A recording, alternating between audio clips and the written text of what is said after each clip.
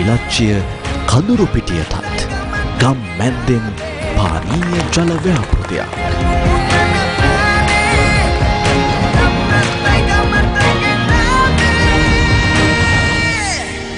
තනිව යන්න බෑයි කියන කාරණේද අධ්‍යාපනයේදී මම කියන්නේ ප්‍රධාන වශයෙන් සිදුවෙන දේ. අපිට රුසියානු සපත්තුව මේ ලංකාවට දාන්න බෑ ඒක ලොකුයි. චීන සපත්තුව සීන සමාජවාදී ඒකත් හරියන්නේ නැහැ. ඒක මේ කකුලට පොඩි. අපි අපේම සපත්තුව මහ ගන්න ඕනේ කියලා. එක්සත් ජාතීන්ගේ මානව හිමිකම් කවුන්සිලය කියලා කියන්නේ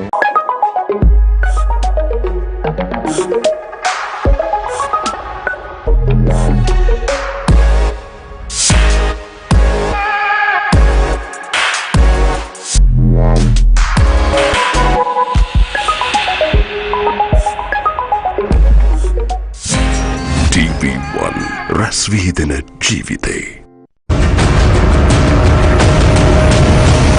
Newsfirst, Newsline.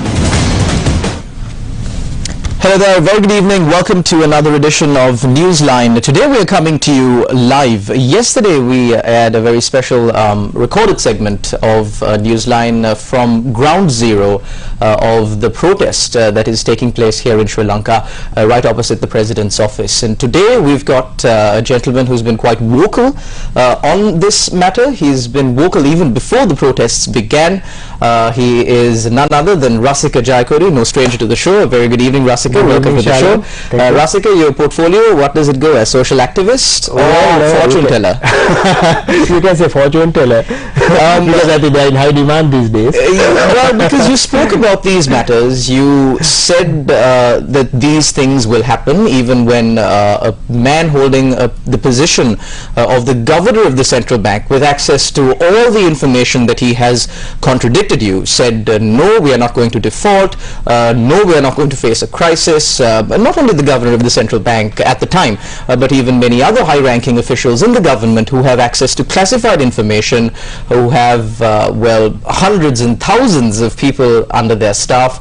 They said there is not going to be a crisis. They said we are not going to default, but here we are today, smack dab in the middle of a crisis, defaulting on our loans. Rasika, you came here, I mean, for the benefit of our viewers, we must definitely give credit to Rasika for coming here, because he walked quite a distance from the protest site at Galle Face Green opposite the President's office. We were almost wondering if you'd make it here on time, but here you are today, here on time. Rasika, first things first, what is the situation like at Galle Face Green today? It's the 7th day. Yeah, that's an amazing experience, very electric atmosphere. People are very excited. They are demanding the removal of the president. The protests are going, it's in full swing. At the same time, there are so many other activities taking place, and so many people have camped out there. So many people are there's a public library there, you know, all kinds of things happening. There's a legal aid stall where lawyers and law students give them legal advice, and there's a place where people come and give their suggestions on the prospected reforms and how Sri Lanka should change going forward. You have to pardon my voice because I've been at the site for several days, and you right.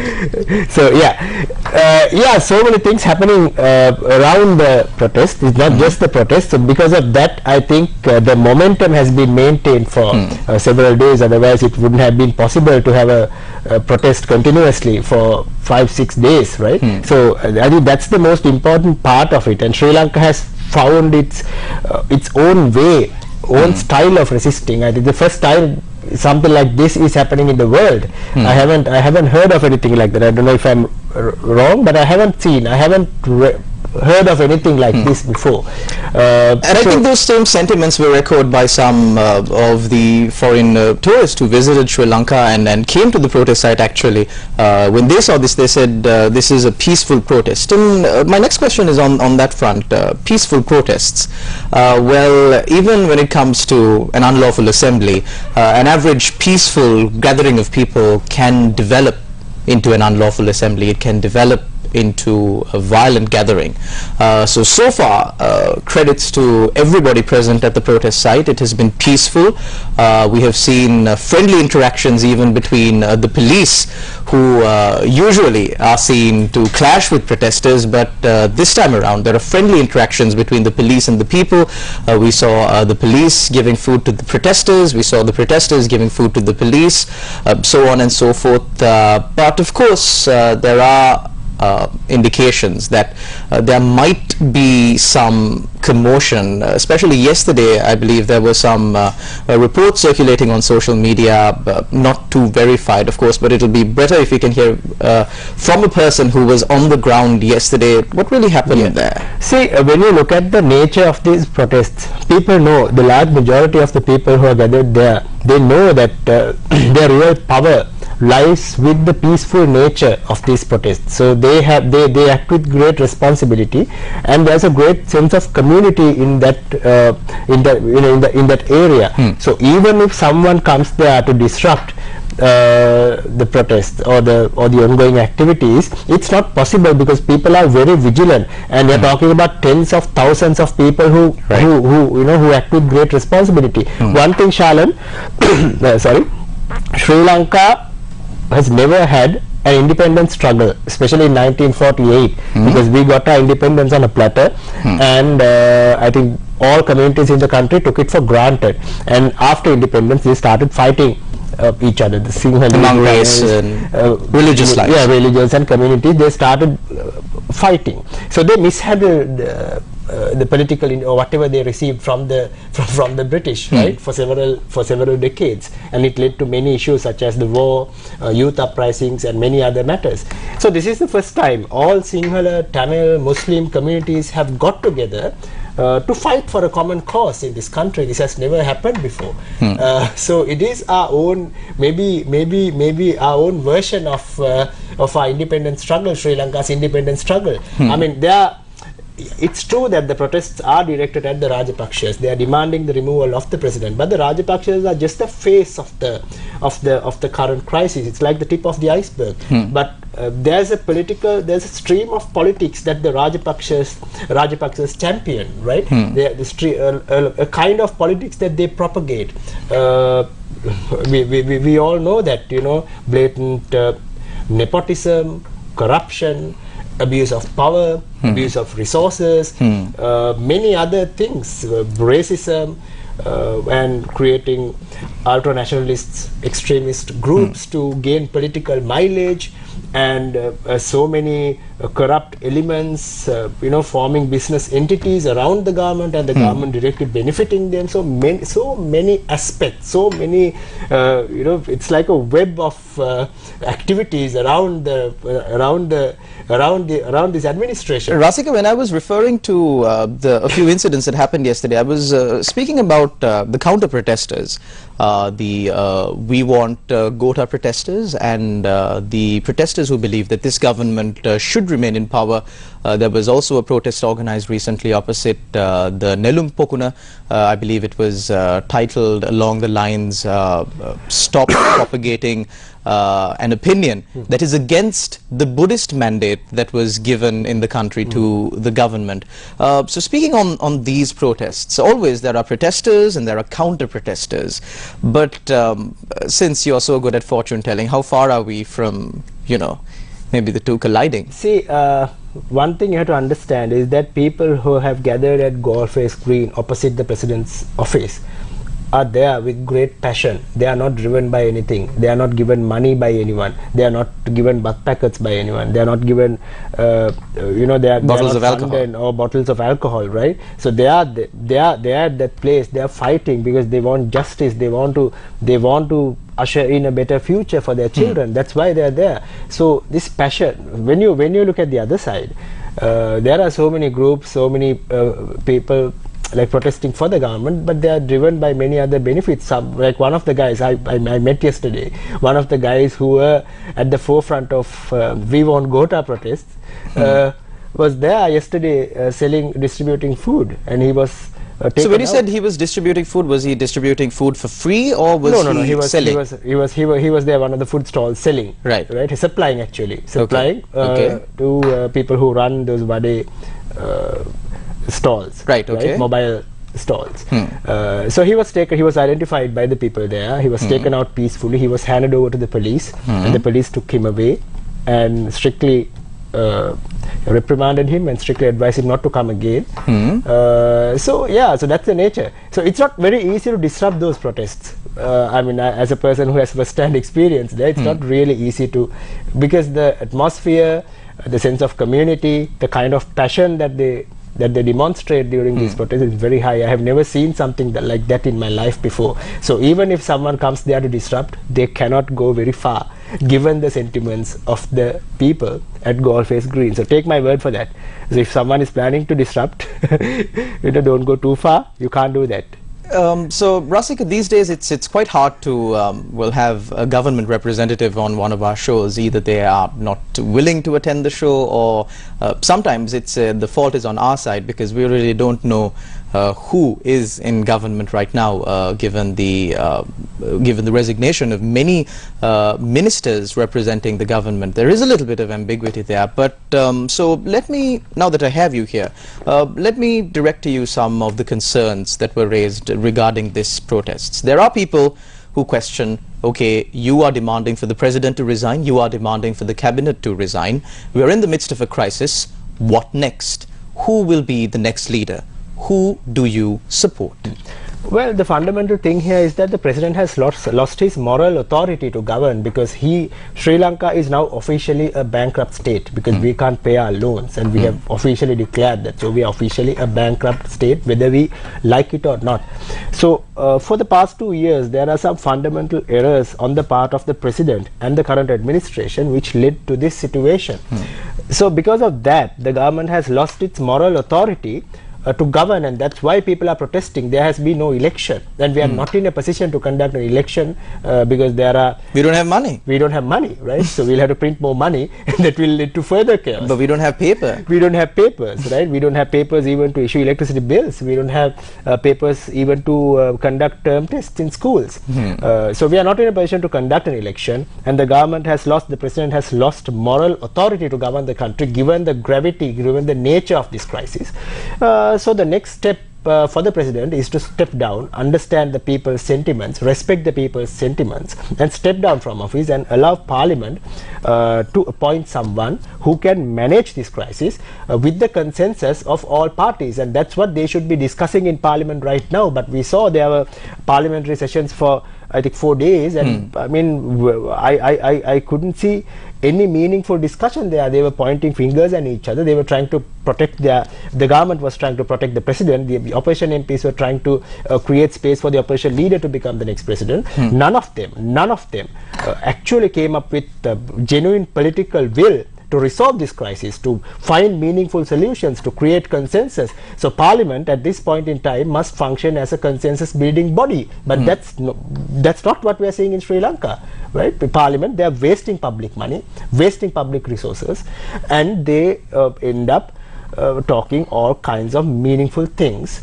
without actually finding ways to resolve this crisis. So this is why people are also putting pressure on politicians. That's why people are also putting pressure on all 225 MPs. They must be, at this point in time, they should be having discussions to resolve this, not only in parliament but outside parliament, with citizens who are protesting here, with civil society, with business community. How can we stabilize this country? But what we see is they're still too busy jumping sides. We saw 41 MPs move out of the government, saying that they're against the government.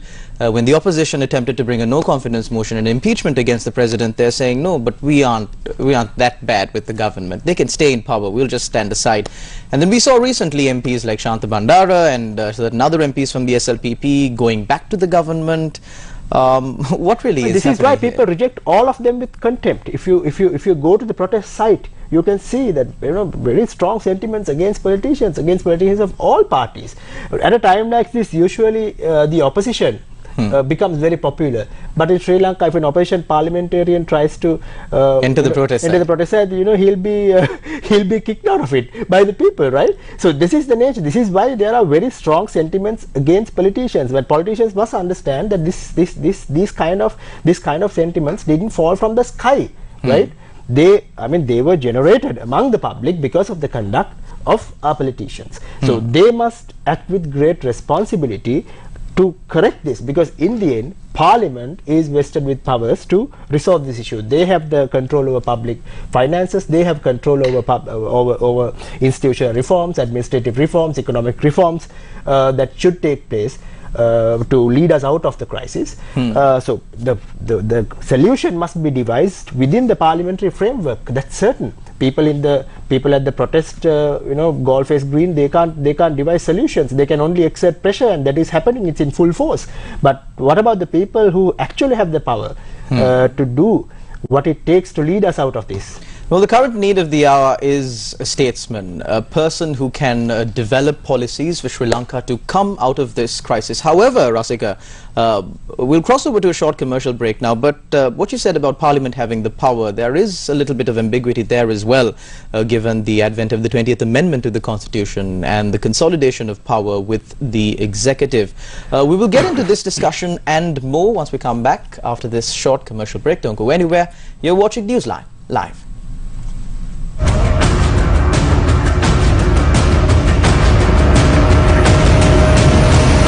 Newsfirst, Newsline. Fuel limit imposed for cars, vans, SUVs, motorcycles and three-wheelers. Protest at Galle Face enters the 7th day. A fast commences near the President's office.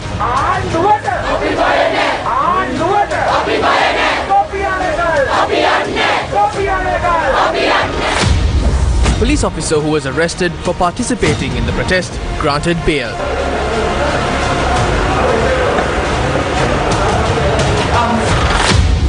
Litro chairman resigns. What is the reason behind the flights to Uganda?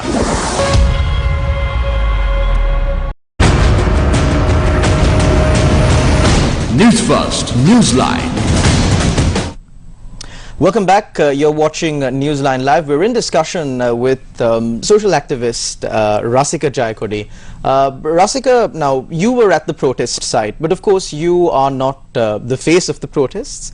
You are definitely not the leader of the protests, I believe, no. But when the Prime Minister invited the protesters for a discussion, the protesters declined. Not declined per se, but they said, we have 5 conditions, fulfill these conditions first, and then we will come for a discussion. But a lot of the people in the country are actually wondering, or people who have some sort of support at least left towards this government. What they say is what comes next, Rasika. If the president steps down and if an interim administration is appointed from within Parliament, who, like you said before, is also again rejected by the people, wouldn't we end up in the same pickle that we're in right now? Yeah. So that's why there has to be a consensus on the nature of the interim administration. That's why there has to be a certain criteria. For instance, anyone accepting positions in the caretaker government should declare their assets and liabilities to the public, right? Not to the President's Secretariat, not to the Parliament, not to the Speaker, but to the public. Public should have access to their asset declarations and all the other reports, their finances. And then they should also not have any criminal or corruption charges. Right? There are people like that in Parliament. You can at least find about 25-30 MPs who do not have criminal or corruption track records. At least 25 or 30. And I think you'll be able to find a little bit more, given the fact that many of those cases were withdrawn in the previous. No, I mean that's charges. For instance, there are people. Who ever had charges? No charges. Okay, right. So there are people like that. Right. Okay. And there are about 25-30 people who never had charges. Right. Not the ones who faced cases. Right. So that's a different story altogether. Okay. And people who unconditionally agree to abolish the 20th Amendment of the Constitution. There might be differences of opinion on the total abolition of the executive presidency. That is understandable, and maybe it's not the time to debate that. But they should be fundamentally, in agreement to abolish the 20th Amendment to the Constitution, which gives unfettered powers to the president, without any. I don't think there will be too much of a discussion about that in Parliament, given the fact that a majority of the MPs who voted in favour of the 18th Amendment voted in favour of the 19th Amendment, which changed that fundamentally. And then the same group of MPs voted again in favour of the 20th Amendment, which fundamentally changed the 19th Amendment back to the position. I think there are about of 26 MPs in this Parliament who have voted in favour of the 17th Amendment to the Constitution, 18th Amendment to the Constitution, 19th Amendment to the Constitution, and 20th Amendment to the Constitution. There are 26 MPs. Trust me. Some of them are still holding government. I mean, they are. I think the majority of them are on the ruling party, on the ruling side. So that's the situation. So I think it's not very hard for them to agree to abolish the 20th Amendment, given the public pressure.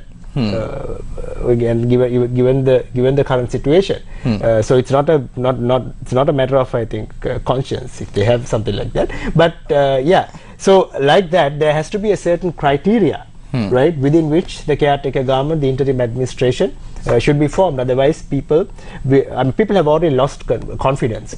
So I think one fundamental thing that we must fix before we embark on any reform agenda is to restore the public faith in the government, restore the confidence of the people in the government. So without such confidence, we cannot proceed with any reform. We cannot proceed with any meaningful solutions to the crisis, because when the government doesn't have the confidence of the public, what else can you expect? Rasika, there is this question that has always pogged my mind regarding the asset declarations of parliamentarians. Now, there are a few parliamentarians who have made their asset declarations public. I know for a fact about 6, right? About 6 to 7. This was in coordination with Transparency International, a program launched by TISL. Among these parliamentarians are parliamentarian Harsha De Silva, I believe Ranjan Ramanayaka was also Iran Vikramaratne, yes. And Taraka Balasuriya also, yes. He was the former State Minister of International Relations. So there are parliamentarians from both sides who have declared their asset declarations, but a majority haven't. And the people continue to say, you are corrupt, you have stolen our money, you have illegal assets in your possession. All of these charges, if a person was accusing me of being in possession of illegal assets, of earning money unlawfully, I think the best option for me, if I held public office and if I was representing them, if I was on that pedestal, the easiest thing for me to do to disprove all of these allegations, if I haven't done anything, would be to declare my assets. But how hard is it really? Well, Sri Lanka doesn't have a culture of honor, culture of integrity in politics, and that's what we have lost over the past 4 decades. But was this the case when it began as well? See, I think what happened there is that in 1977, former President Jayakody created a hugely powerful executive. He created a hugely powerful executive presidency, and in that process, he disempowered Parliament as an institution, as an organ of governance. He disempowered Parliament, legislature, and he compensated that by giving so many avenues for MPs to earn money, like bar permits, petrol sheds, so many other avenues. He created so many other avenues for MPs to earn money, so they can be happy, they can be doing their own thing without contributing, minding their own business, and functioning merely as a rubber stamp to the executive. So that's the fundamental reason. So it's the 1978 Constitution which created this crisis, and now we are reaching the apex of the culmination of the crisis, which developed for I think 4 to 5 decades. So yes, that's why we lack a culture of honor. That's why we lack a culture of integrity.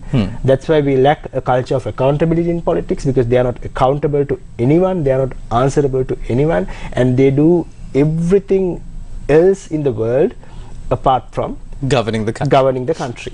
That's the nature of Sri Lankan Parliament. That's why people are on the streets. Tens of thousands of people, unprecedented number of crowds, are now demanding the resignation of the president and the kind of politics which has crippled the nation, which has led us to bankruptcy. to just go away. Rasika, we're in the final few minutes of the show. Now, like I said at the beginning of the program, you've become quite the fortune teller, especially on your social media platforms where you predict many. So far, so good, Rasika. Congratulations on that. Many of the things that you've said are kind of dark, but they did come to fruition. But knowing is half the game won.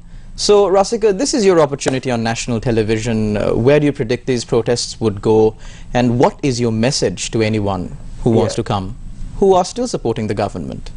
Well, protests will not dilute as many people in the government expect. They will pick up, they will gather momentum, especially in the next few weeks, because because the issues are not going to go away, right? Issues are going to come back. They're going to aggravate. Yeah. So not only Colombo, many other areas will also have similar protests, and there will be so many pockets of Go villages around the country, and the situation will become, might become unmanageable for the government if they don't act meaningfully to resolve the crisis. And the people, you're talking about the generation which is empowered digitally, right? We are not talking about the people who see the world through the lenses of media channels or newspapers run by the government's henchmen. We are talking about the generations, the young generation who are digitally empowered. They have seamless access to information. They know what's happening in the world. They know they can verify a story. Even if you try and manipulate something, they can see through it. So don't treat these young people as idiots. They are the citizens of the country. Right? They are there. They are at the protest site, not as youth, not as mere youth, or not as Dola Putala, as said by Prime Minister Mahinda Rajapaksa. They are there as citizens. So at least treat them with respect, understand their message, try and resolve it meaningfully. Otherwise, this might exacerbate, and this might lead to a severe problem which will cripple the nation for many decades to come. So it's up to the President and the Prime Minister and others who have influence in the current administration to have candid discussions within them to find a proper, meaningful solutions which is acceptable to people who are currently at Galle Face Green. Thank you very much, Rasika. Of course, solutions to the issues is what everyone in Sri Lanka is expecting, and the further we delay resolving these issues, the more we will suffer. And I think you agree with me on this one, Rasika, when I say that we are suffering enough already. Thank you very much to our viewers out there for tuning in. Of course, do stay tuned to TV1. We will bring you the primetime news bulletin for tonight in a few minutes. Until we meet again, once again, thank you very much, Rasika. You can get back to your protest site in Galle Face. Thank you very much to all our viewers out there also for tuning in. Until we meet again, take care and God bless.